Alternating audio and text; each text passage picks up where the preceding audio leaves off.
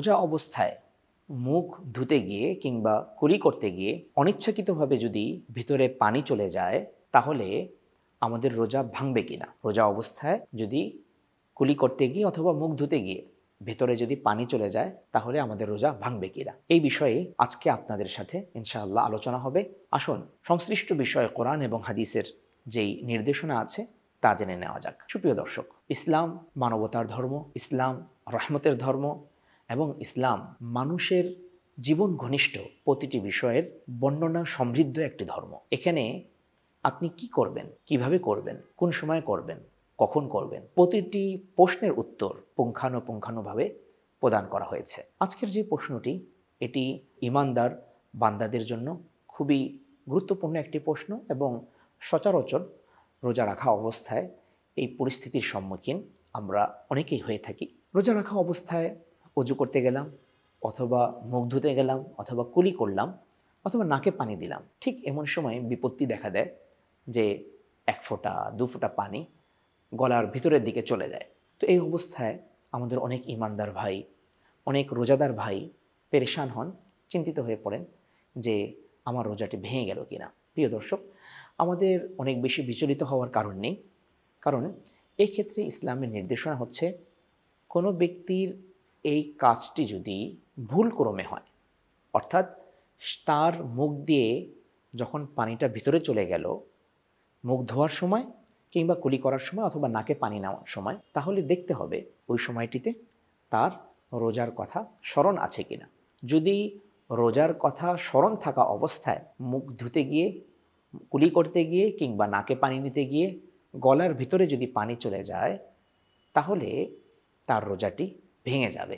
আবারও বলছি কথাটি, স্মরণ থাকা অবস্থায়, রোজার কথাটি স্মরণ থাকা অবস্থায় যদি মুখ ধুতে গিয়ে পানি গলার ভিতরে চলে যায়, তাহলে তার রোজাটি ভেঙে যাবে। একটি রোজা কাজা করতে হবে, এর কোনো কাফফারা আদায় করতে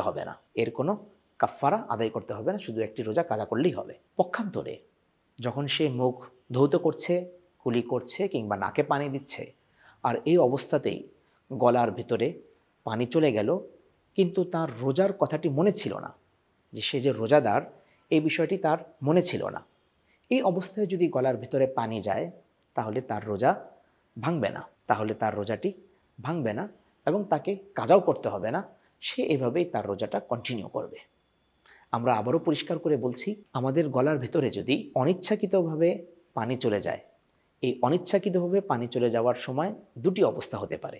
একটি হলো আমার রোজার কথা স্মরণ আছে, আরেকটি হলো রোজার কথা স্মরণ নাই। যদি রোজার কথা স্মরণ থাকা অবস্থায় পানি গলার ভিতরে চলে যায়, তাহলে দায়িত্ব হচ্ছে যে ওই দিনের রোজাটা কন্টিনিউ করা, পরবর্তীতে একটি রোজা কাজা করা এবং কাফফারা দিতে হবে না। পক্ষান্তরে অনিচ্ছাকৃতভাবে গলার ভিতরে পানি চলে গেল, কিন্তু রোজার কথা আমার মনে ছিল না, আমি যে রোজাদার এটি আমার মনে ছিল না, এক্ষেত্রে যেটি হবে, তার রোজাটি ভাঙবেও না এবং তাকে পরবর্তীতে একটি রোজা কাজাও করতে হবে না। ইসলামের বিষয়গুলো খুবই পরিষ্কার এবং খুবই যুক্তিসঙ্গত বিষয়। সুতরাং প্রিয় ভাই, প্রিয় বোন, আপনি রোজা রাখা অবস্থায় যখন মুখ ধুতে যাবেন, কুলি করতে যাবেন অথবা নাকে পানি দিতে যাবেন, তখন একটু সতর্কতার সাথে মুখ ধুতো করবেন, যাতে করে আপনার গলার ভিতরে পানি চলে না যায়। যদি অসতর্কতাবশত এরকম পানি চলে যায়, তাহলে আশঙ্কা রয়েছে যে আল্লাহ সুবহানাহু ওয়া তাআলা আমার এই অসতর্কতার কারণে হিসাবের সম্মুখীন আমাকে করতে পারেন। এজন্য এত কষ্ট করে যখন আপনি আল্লাহর জন্য ত্যাগ করছেনই, এত কষ্ট করে যখন আপনি আল্লাহ সুবহানাহু ওয়া তাআলার জন্য অভুক্ত অবস্থায় থাকছেনই, তখন আরেকটু কষ্ট করে সতর্কতার জীবনযাপন করা এবং আরেকটু কষ্ট করে নিয়মতান্ত্রিকভাবে রোজা রাখা অবস্থায় মুখ ধোয়ার সময়, মুখে পানি দেওয়ার সময় অথবা কুলি নাকে পানি দেওয়ার সময় একটু খেয়াল রাখবেন, যাতে করে কোনোভাবেই গলার ভেতরে পানি না যায়। রাসূল করিম সাল্লাল্লাহু আলাইহি ওয়াসাল্লামের সেই হাদিসটি স্মরণ করিয়ে দিচ্ছি, যে হাদিসটি আলহামদুলিল্লাহ আমাদের সমাজের অনেকেই জানেন।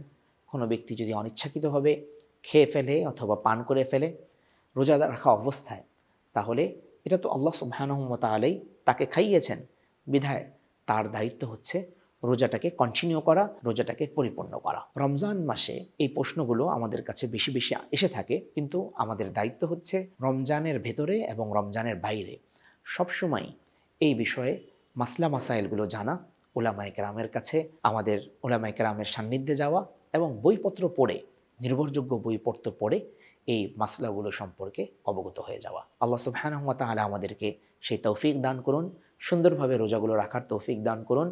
পরবর্তী পর্ব দেখার আমন্ত্রণ জানিয়ে শেষ করছি আজকের মতো। আসসালামু আলাইকুম ওয়া রাহমাতুল্লাহি ওয়া বারাকাতুহু।